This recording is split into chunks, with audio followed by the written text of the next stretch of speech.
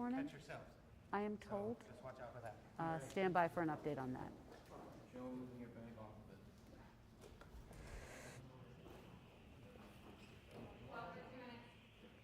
Say it again. 2 minutes? 2 minutes. 2 minutes. 2-minute warning. 2-minute warning.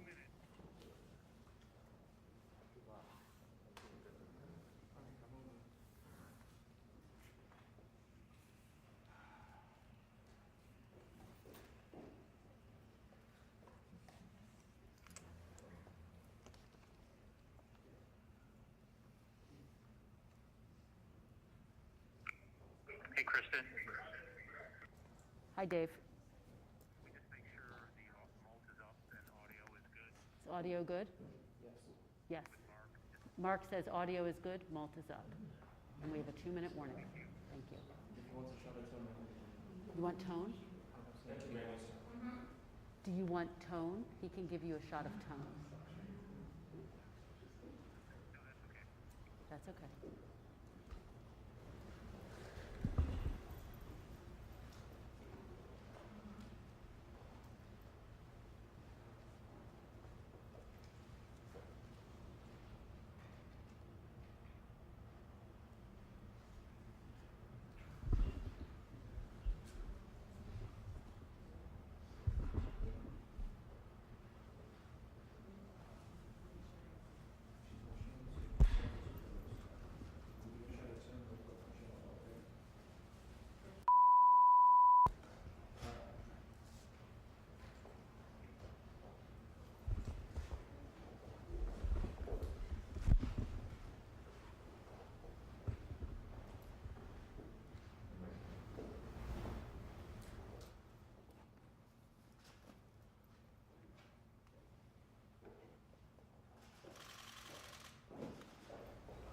The president is entering. The vice president is entering the room. He's approaching the podium. The event is about to get underway. Good afternoon, folks. Vice President Harris and I just received a briefing from our economic team, and we remain in a once-in-a-century public health crisis that's led to the most unequal job and economic crisis in modern history. And the crisis is only deepening. It's not getting better, it's deepening. Yesterday, we learned that 900,000 more Americans file for unemployment. 900,000. They join millions of Americans who, through no fault of their own, have lost the dignity and respect that comes with a job and a paycheck. So many of them never thought they'd ever be out of work in the first place. And just like my dad did when he used to lie awake at night when I was a kid, staring at the ceiling, unable to sleep because he worried about whether or not he was about to lose his health care, or whether we were going to have the money to pay the mortgage because of the economic circumstance he was in. And now a lot of these folks are facing eviction, are waiting hours in their cars, literally hours in their cars, waiting to be able to feed their children as they drive up to a food bank. It's the United States of America, and they're waiting to feed their kids. Folks who are able to still keep their job, many have seen their paychecks reduced, and they're barely hanging on and wondering what's next. Sometimes the anxiety about what's going to happen next is more consequential than what actually happened. But this is happening today in America. And this cannot be who we are as a country. These are not the values of our nation. We cannot, will not let people go hungry. We cannot let people be evicted because of nothing they did themselves. They cannot watch people lose their jobs, and we have to act. We have to act now. It's not just to meet the moral obligation to treat our fellow Americans with the dignity and respect they deserve. This is an economic imperative, a growing economic consensus that we must act decisively and boldly to grow the economy for all Americans, not just for tomorrow, but in the future. There's a growing chorus of top economists that agree that at this moment of crisis, with the interest rates as low as they are, historic lows, it is smart fiscal investment, including deficit spending, and they're more urgent than ever. You know, and that return on these investments in jobs and Racial equity is going to prevent long-term economic damage and benefits that are going to far surpass their cost. If we don't act, the rest of the world is not standing still in terms of their competitive advantage or their competitive possibilities relative to us. That our debt situation will be more stable and not less stable, according to these economists, and that such investments in our people is going to strengthen our economic competitiveness as a nation and help us outcompete our competitors in the global economy, because we're going to grow the economy with these investments. While the COVID-19 package that passed in December was the first step, as I said at the time, it's just a down payment. We need more action, and we need to move fast. Last week, I laid out a two-step plan of rescue and recovery to get through the crisis and to a better and stronger and more secure America. The first step of our American Rescue Plan is a plan to tackle the pandemic and get direct financial relief to Americans who need it the most. You know, in just a few days, it's just been a few days since I outlined this plan. It's received bipartisan support from a majority of American mayors and governors. Businesses and labor organizations have together welcomed it as an urgent action that's needed. Even Wall Street firms have underscored its importance. In fact, an analysis by Moody's estimates that if we pass our American Rescue Plan, the economy would create 7.5 million jobs just in this year alone. That would be on the way to the more than 18 million, I think it was 18,600,000 jobs that they believe would be created over the 4-year period with our Build Back Better recovery plan. And with our American Rescue Plan, our economy would return to full employment a full year faster than without the plan. Even President Trump's now, not some liberal organization, President Trump's top former economic advisor, Kevin Hassett, said, quote, he absolutely is in favor of this rescue plan. This almost doesn't have a partisan piece to it. We're seeing the support because this plan takes a step that we so urgently need, more than just a step, number of steps. It funds big parts of the COVID-19 national strategy that we released yesterday. Our national strategy puts us on a war footing to aggressively speed up our COVID-19 response, especially on vaccines and testing and reopening our schools. I found it fascinating. Yesterday, the press asked the question, is 100 million enough? Week before, they're saying, Biden, you crazy? You can't do 100 million in 100 days.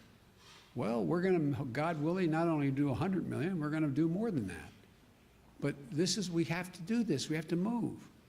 The American Rescue Plan also includes economic relief for most Americans who are in need.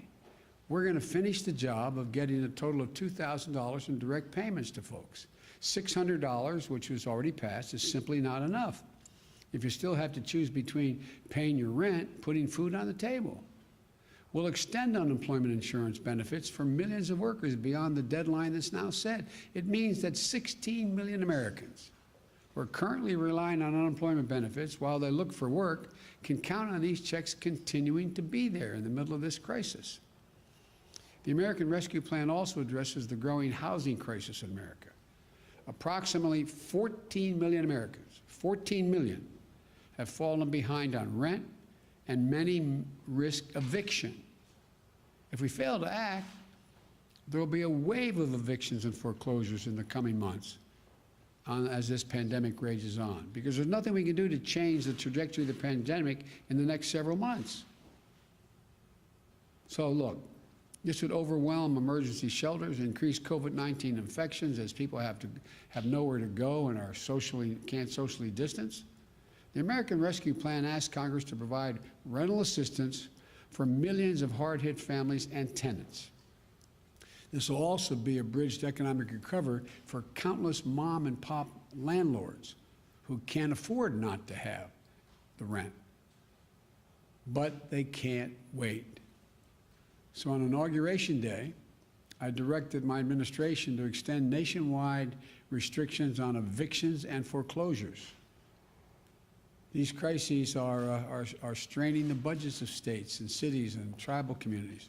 that are forced to consider layoffs and service reductions among essential workers. Police officers, firefighters, first responders, nurses, they're all at the risk of losing their jobs. Over the last year, more than 600,000 educators have lost their jobs in cities and towns. The American Rescue Plan will provide emergency funding to keep these essential workers on the job and maintain essential services. Look, it will also help small businesses that are the engines of our economic growth. When you say small business, most people think the major corporate entities are the ones that hire everybody. These small businesses are the glues that hold, and they're important, but these small businesses that hold the community, that the glue that hold these communities together. They are hurting badly, and they account for nearly half of the entire U.S. workforce. Nearly half. Our rescue plan will provide flexible grants to help the hardest hit small businesses survive the pandemic, and low-cost capital to help entrepreneurs of all backgrounds create and maintain jobs, plus provide essential goods and services that communities so desperately depend on. Look, our recovery plan also calls for an increase in the minimum wage at least $15 an hour.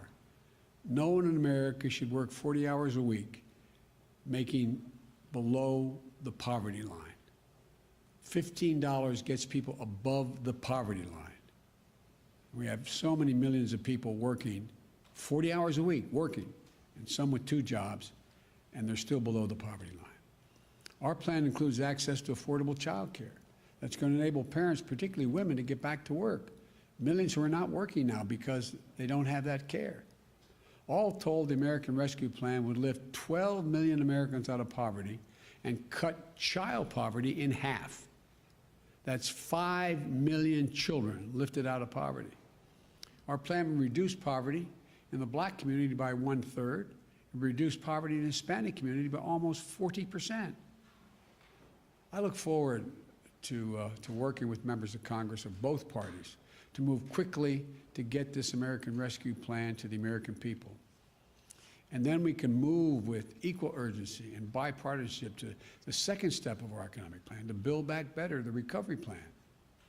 It's a plan that's going to make historic investments in infrastructure, manufacturing, innovation, research and development, and clean energy, and so much more that's going to create millions more jobs, good paying jobs, not minimum wage jobs.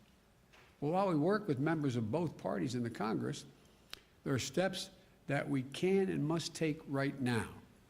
For example, on Inauguration Day, I directed my administration to pause student loan repayments for interest, for the interest payments for Americans with federal student loans until at least September. So they're not going to have to pay till September. They still pay the bill as it stands now, but they will not accrue interest, and they don't have to begin to pay until September. And we may have to look beyond that, I might add. Today, I'm signing an executive order that directs the whole of government, a whole of government effort to help millions of Americans who are badly hurting. It requires all federal agencies to do what they can do to provide relief to families, small business, and communities. And in the days ahead, I expect agencies to act. Let me touch on 2 ways these actions can help change Americans' lives. We need to tackle the growing hunger crisis in America. 1 in 7 households in America, 1 in 7, more than 1 in 5 Black and Latino households in America report they do not have enough food to eat. That includes nearly 30 million adults and as many as 12 million children. And again, they're in this situation through no fault of their own. It's unconscionable.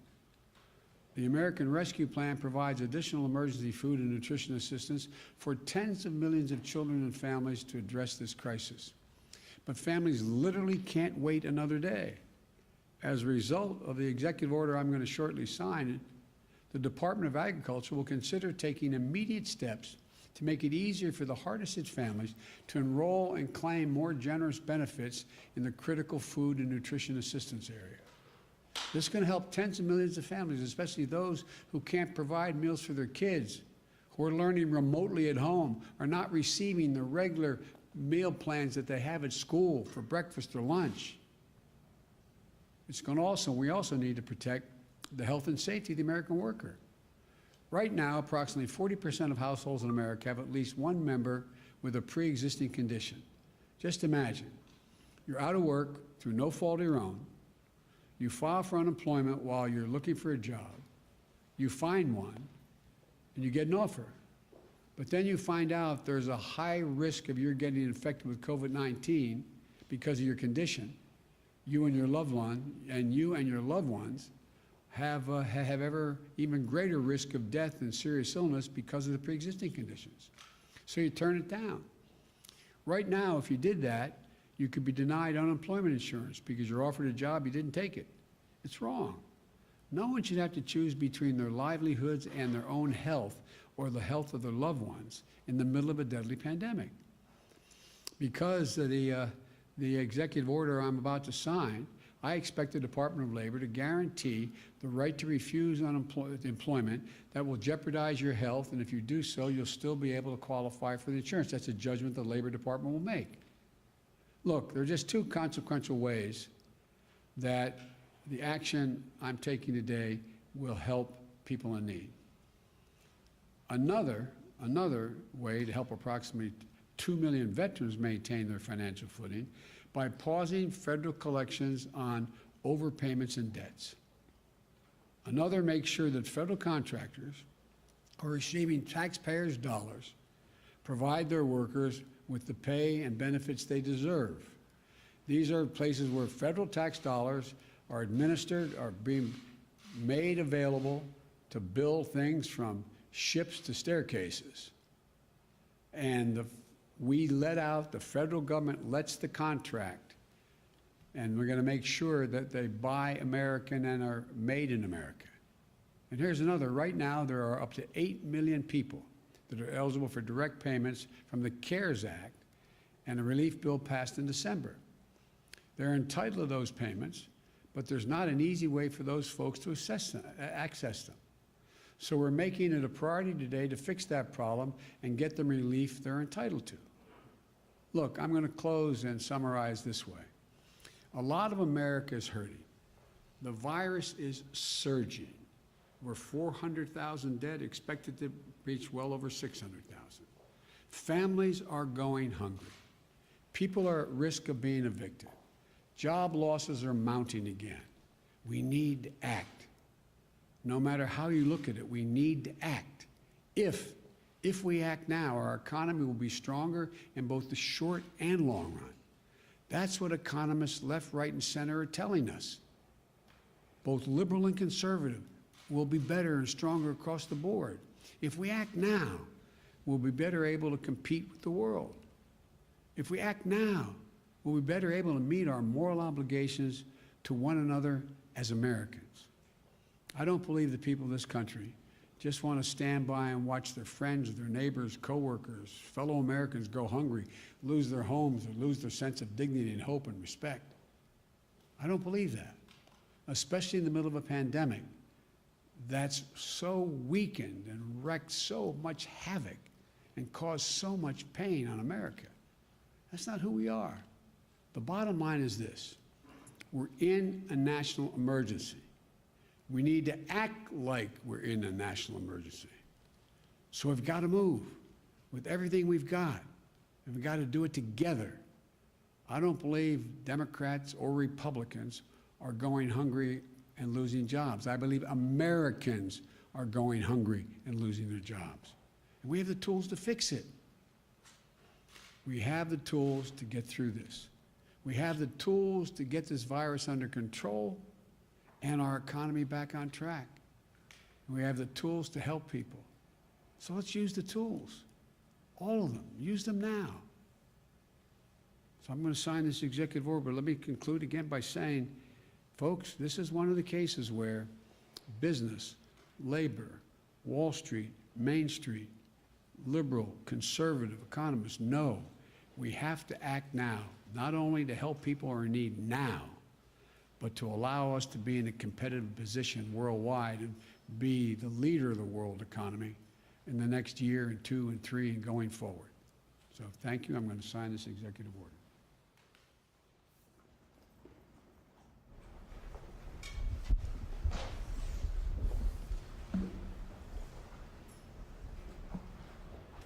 The first one is the economic relief related to COVID-19 pandemic that I referenced.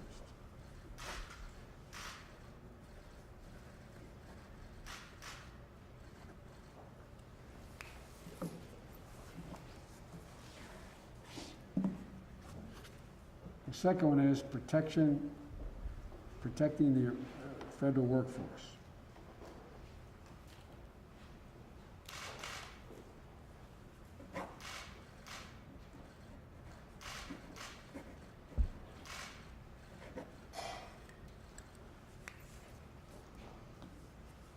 Thank you very much. Mr. President, do you support Mitch McConnell's timeline for a February impeachment trial? I haven't heard the detail of it, but I do think that having some time to get our administration up and running, I want to thank the Senate for passing out our Secretary of Defense. Looks like our Secretary of Treasury, looks like our Secretary of State's in place. So the more time we have to get up and running and meet these crises, the better. Thank you. Anything to say on Hank Aaron? Mr. President, any comments on Hank Aaron?